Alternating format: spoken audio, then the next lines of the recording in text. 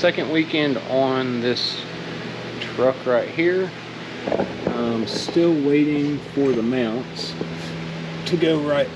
Well, I have the mounts for this, but I'm waiting for the brackets that go onto the block. So they're supposed to be here in the morning. I'm gonna go ahead and get these off, which I'm gonna have to cut off. Anyway, let me find something that I'm gonna cut this with. I think I'm gonna go with a right angle.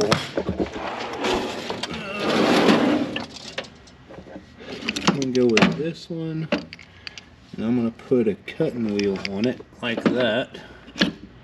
Have some extra wheels here. Hopefully I get enough wheels to get through 8, 9, 10 bolts, I think. We'll see. So let me get this set up. So we're gonna see how this is gonna go. Y'all are kind of upside down, but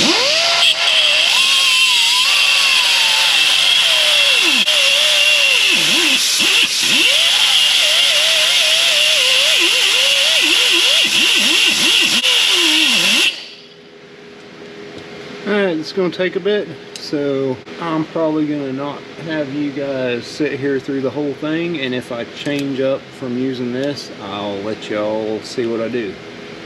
Okay, so I'm gonna try this real quick and see how quick it will grind off that.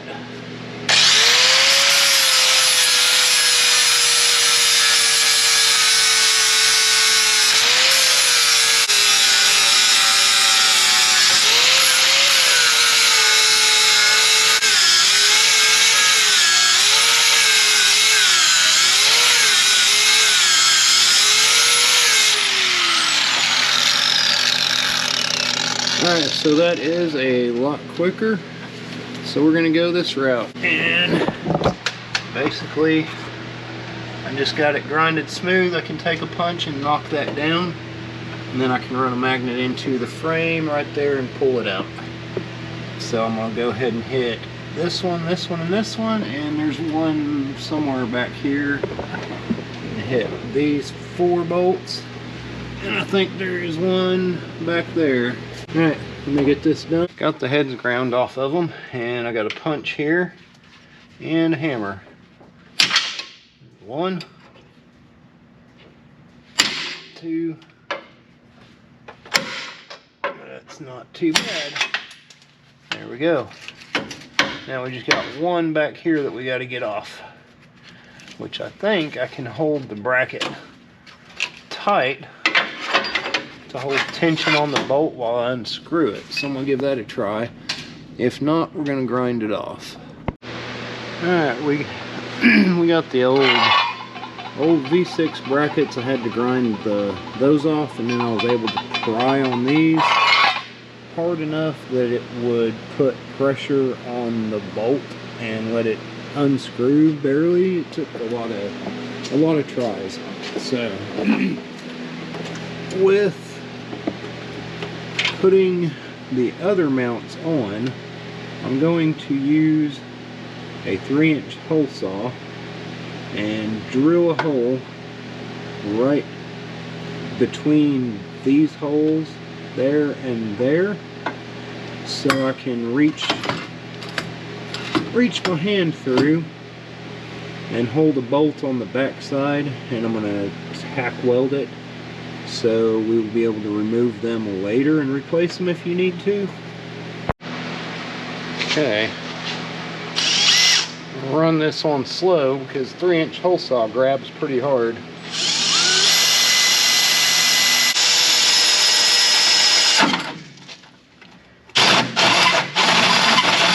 Now don't push, just let it scrub.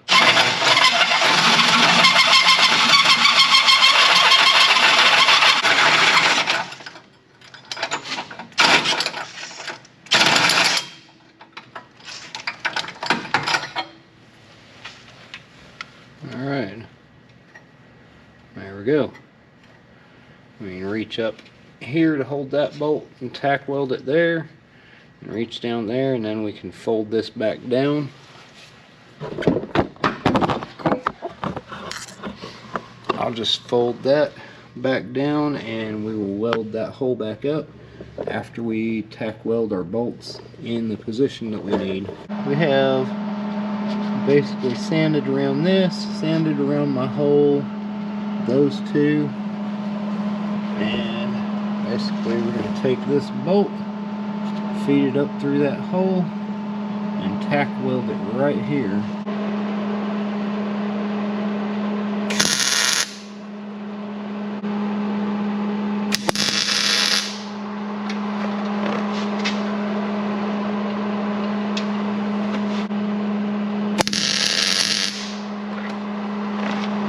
Plenty good.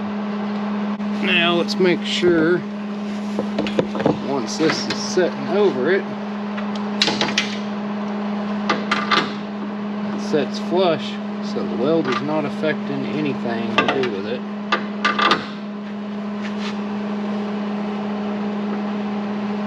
Alright, let me get the other two for this side and we'll be done with it.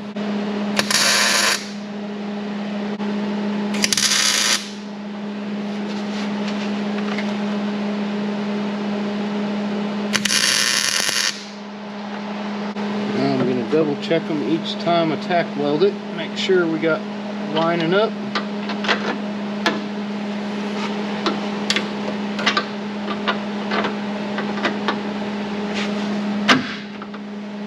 It's good. There you have it. We got the bolt hooked up there, and we've welded back in the hole that we cut out. So let me get this one other side done. We'll put the brackets on, and tomorrow I should have the clamshell part to go over there on the motor. If you're doing this, switching from a V6 to a V8, I would recommend doing it this way just because the bolt is tack welded now from through it. So later on down the road, if you have to take these loose or replace one, you're not going to have to try and fight taking a control arm loose or none of that crap. The bolt can just stay where it's at. You undo the nut and you pull it right off. Alright, so this series here, this is a regular V8 swap from a 4.3 to a 350. We have the motor mounts already in place, ready to go. Some of this stuff out of the way.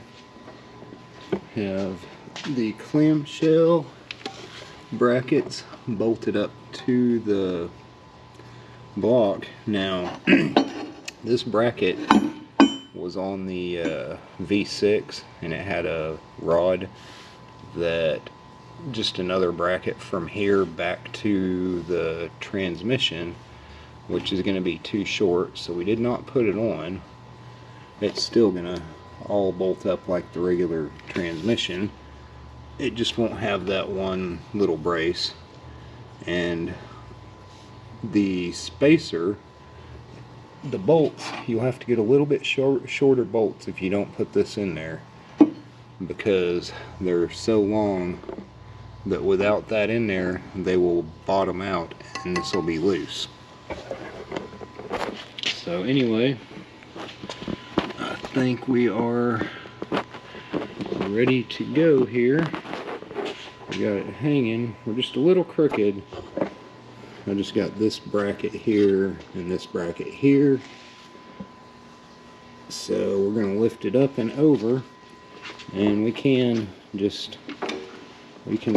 move it around after it's in there. We can wiggle it into place.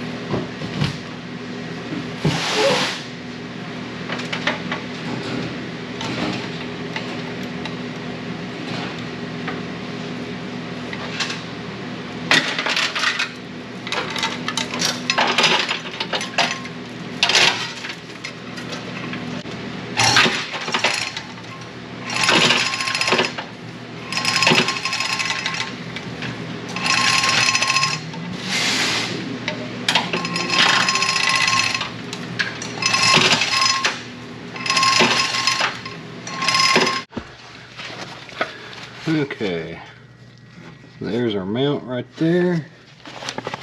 We got gas line. We're hitting back here. We go over. And we're pretty clear on this side, but I need to move the strap I have back there. Alright, you can see the bolt wants to. Wiggle it around a little. Actually need it to go that way. Alright, so we got the bolts through and tightened up right there, and the power steering pump fits right back. Actually, it's a little easier to get in and out now with 350. It's pushed forward more, so you got more clearance there. Transmission, we just got done putting this back in. So we got our gas lines running up here. That's one thing that I'm gonna have to check and see if they'll actually reach to the throttle body now. Got drive shaft put back in. I'm not putting my starter in yet until we get the headers put through here.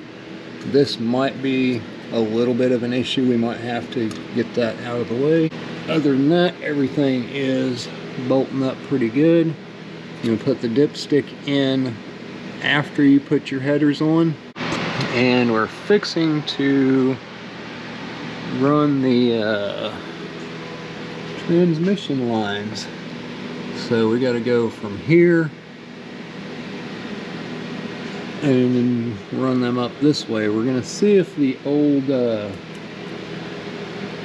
hard metal line transmission lines will fit through there and connect to the new radiator, which is a larger one, but it only moves them over maybe about 2 inches. Let's get those and see if they fit. Alright, so your transmission lines fit perfect up through here. Come over here and you can see you easily can move them over a couple inches to catch the radiator where it's going to be setting. So your transmission lines are not a problem. For the Headman headers, I actually put the driver's side on first, which did not, well, it fit fine. And coming over to the passenger side, if everything's together, it fits right there. So we're going to take this cross member loose and drop the transmission down and give it more space, which I've already put all this stuff together. We're just going in reverse. Slightly let it drop down.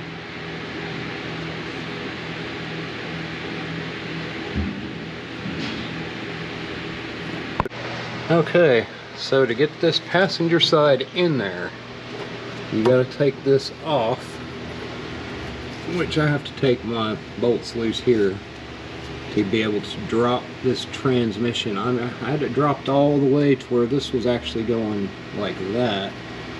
And we took the transmission lines back loose. And if you see, well, maybe, if you see up here, where my hand's at, right there was a little ear, and I had to cut that off. I'll show you the piece, but it would have been hitting right there, so that had to be modified. Literally just that much of it was too far. It would catch on the top side of this, and then once it was, if it was gonna drop below that, it would have been hitting this side right here. So we got them setting in there right right there. Had to take the valve cover off because the flange was going up over that. Didn't want to scratch the valve cover up, so we got that out of the way. So they do fit, and I know the other side fits. I'll show you both of them as soon as I get the rest of it bolted back together. Okay, this is the passenger side. These things look really nice in there. So we got a few wires that we're going to have to adjust to keep up out of the way, keep them from laying onto the header. So to make this work, we had to get a new bracket for the TV cable, throttle cable, and the cruise control. We're going to have to figure out how to get those adjusted with this. It is an adjustable bracket, so this can slide up and down, forward and back. And it is from Eldebrock, and the part number is 8031. And the passenger side over here, I had to pull this AC lines pretty hard towards the front, so they're pulled kind of tight because this one bends back that way because this AC was setting about 4 inches farther back. We got to connect a ground up here. I have to separate all this wiring because everything's kind of shifted forward for the connections and the plugs. So we're going to have to kind of separate it and rewrap it and get things to go out where they need to go. So I'm going to work on getting this brackets and the throttle connected and try and adjust what I can here. And let me get it figured out here and I'll show y'all how I'm getting it to work with that bracket. Alright, so I got the throttle on. It's right there. There's your cruise. Here is your transmission cable, which you can see I still have some movement here. I can pull this out. So after I get it running, we're gonna have to adjust that. But I moved on to the wiring, which you're better off on your wiring just to take everything loose, all the stuff, wrapping it all the way, and just start moving it to where you need it and tape it off. Same with all this. I moved all my grounds. I moved the ground back here.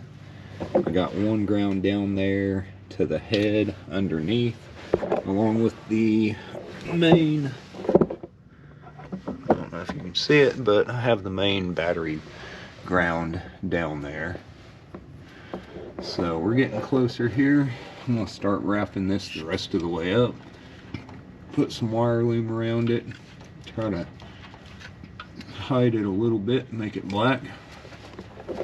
And as far as your coil, I'm going to mount the coil up here and hook it up. So when you are putting some self-tappers through sheet metal, it's always a good idea to stick the end of the screw into some RTV, so when you go through, it will seal it up.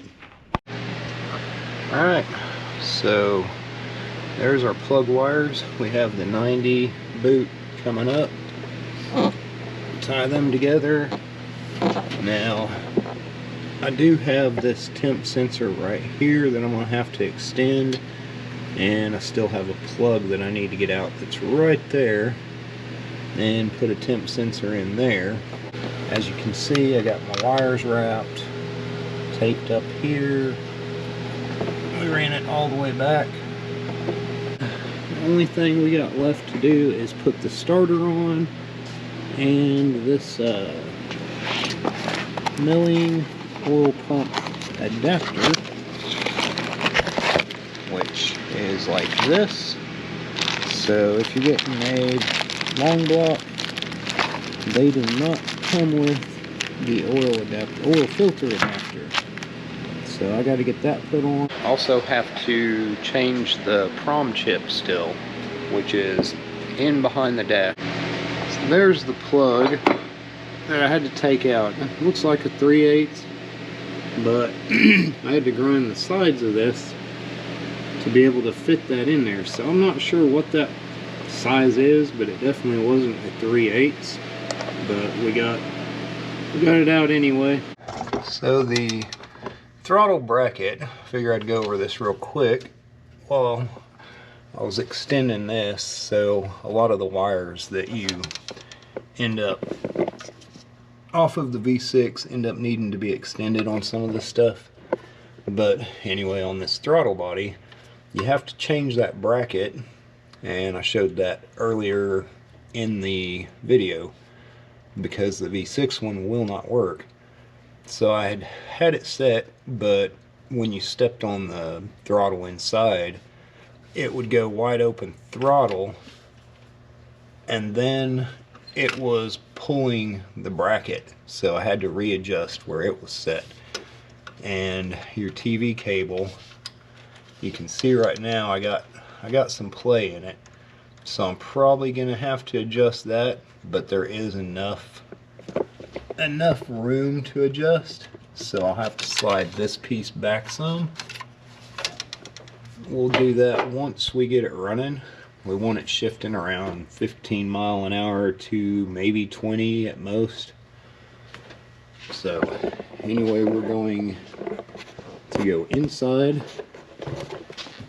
change this prom chip, and let me show you where that's at. We're gonna have to take this stuff apart, empty out this, get the glove box out. It's like 4 screws. So just take your glove box out, you got 4 screws. This computer just sets back in there. There's these little clips back there and one here which I dropped down in here somewhere. Have to fish it out, not sure where it went, but you just kind of push down and slide it this way. Push down on the blue tab and pull the connector out. It'll be a little bit tight, but they come out. And then you just pull this whole thing out of here. So these go into a little bitty hole back there. See along here, and then it just literally clips onto that back corner. The prom chip is going to be right underneath this.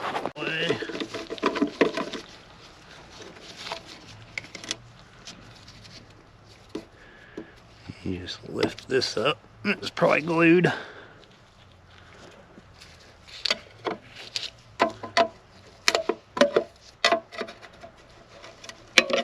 Sealant. And there is your prom chip. Right there. Got a new one. Right there. Alright, so you want to be a little on the careful side.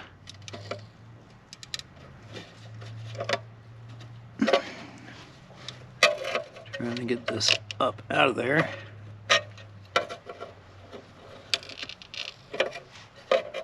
And there's going to be a specific way that it goes.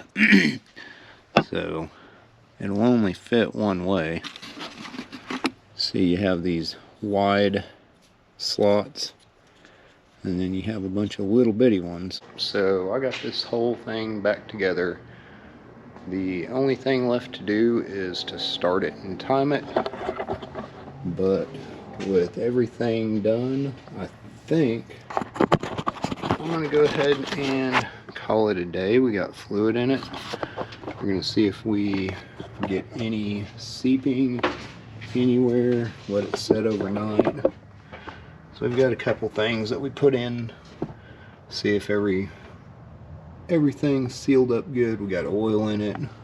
To time it, we have to pull this plug right back here, and we'll start it and see how this thing runs. Alright, so we have spent, it wasn't the next day, it was about a week, longer than I thought this was going to take.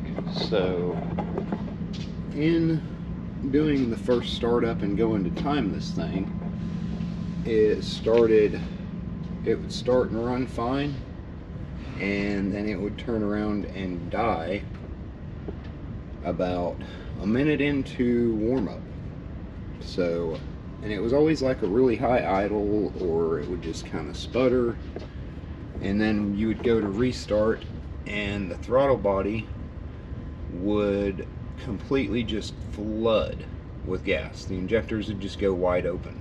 We had a Hypertech chip we had went and bought because we had a V6 computer, V6 PROM. So we got the V8 PROM from Hypertech and put it in this PCM right here that was in the truck. Well, you flip it over and it says 93 4.3. So apparently these PCM ECMs, whatever you want to call them, are different from 88 to 92. 93, they changed something about them. That chip from Hypertech was for a 90, programmed for a 90 ECM. So I got another ECM from a friend that does swaps and stuff like this also, and he got it out of a running 1992 that had a 350 in it. So we got this all back together, and we're gonna fire it up, and you guys will get to hear what these sound like here. So this thing will fire up. We haven't even drove it yet, but we have started it, so I do know that ECM is good for it now. Sounds good. We're going to try and drive it today and see if we need to adjust the throttle valve cable or TV cable from the transmission.